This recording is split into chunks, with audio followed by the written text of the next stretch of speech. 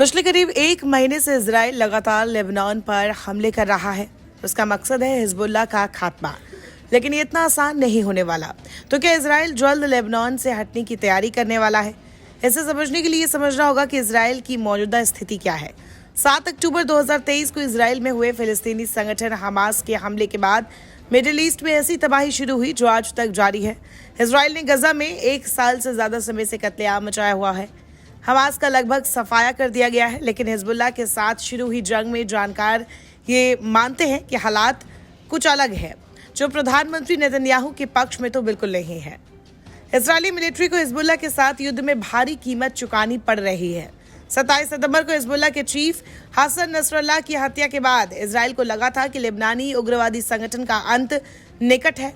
Netanyahu ने खुद Nasrallah और उसके उत्तराधिकारी की मौत का ऐलान किया था। इसके बाद हिजबुल्लाह के टॉप कमांडरों की भी मरने की खबरें आई, लेकिन दूसरी तरफ इस पूरे ऑपरेशन को अंजाम देने के लिए इजरायली मिलिट्री को भारी कीमत चुकानी पड़ी।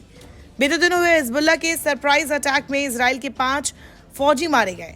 आईडीएफ ने भी पुष्टि करते हुए बताया कि ये 5 reservist 8207 battalion of Elon brigade के थे, जिन पर साउथ लेबनान में हमला हुआ था।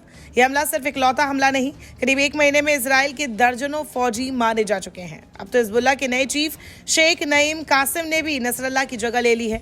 आईडीएफ ने इसके बाद सोशल मीडिया पर लिखा, temporary appointment not for long.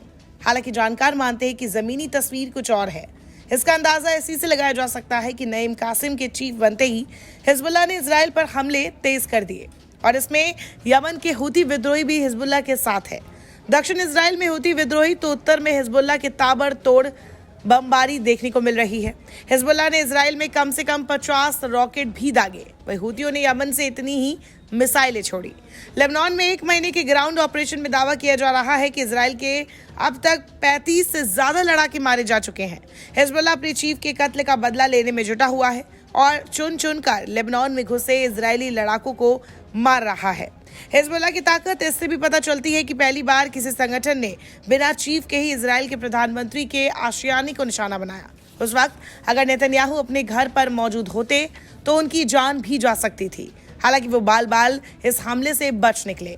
Israeli हमले में अगर लेबनान में 2000 से ज्यादा लोग मारे गए हैं, 12 लाख लोग विस्थापित हुए हैं, तो इजराइल के नॉर्दर्न इलाके में भी हिजबुल्लाह ने भारी तबाही मचाई हुई है, जिसमें कई सैनिकों और नागरिकों की जान गई है।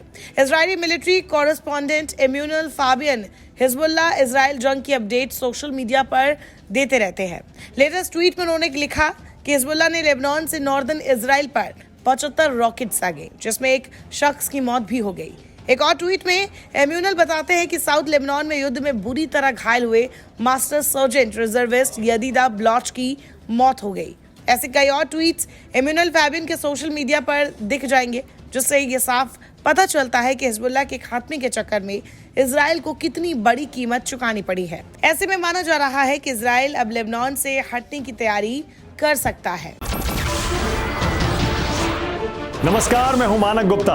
अगर आपको हमारा ये वीडियो पसंद आया हो तो इसे लाइक और शेयर जरूर करें, और हाँ, हमें सब्सक्राइब और फॉलो करना ना भूलें, ताकि आप देश और दुनिया की कोई खबर मिस ना करें।